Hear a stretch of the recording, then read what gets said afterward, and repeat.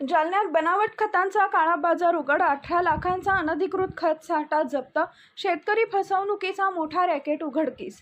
जय Bharat agro traders व नांदेडच्या इफ्को विक्रेत्यावर गुन्हा, भरारी पथकाची धडक कारवाई.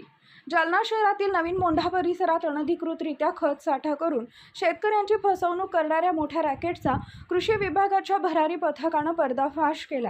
तब्बल 1762 खतांच्या गोण्या आणि सुमारे 18,07,184 रुपयांचा साठा जप्त करण्यात आला असून या प्रकरणी चंदनझिरा पोलीस ठाण्यात खत निरीक्षक तथा कृषी अधिकारी रवी किसन राठोड यांनी सरकारतर्फे फिर्याद दिली आहे.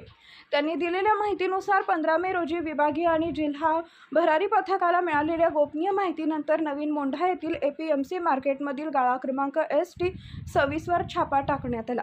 कारवाई दरम्यान ट्रक क्रमांक MH23AR 2400 मधून मोठ्या प्रमाणात खताच्या गोण्या उतरवल्या जात असल्याचं आढळून आले. तपासात विविध प्रकारची खते आढळली. या खत साठ्याची एकूण किंमत 18 लाखांपेक्षा अधिक असल्याचं समोर आले. विशेष म्हणजे ट्रकसोबत असलेल्या बिलामध्ये माल नांदेड येथील इफ्को फर्टिलायझरकडे विक्री झाल्याचं नमूद होते.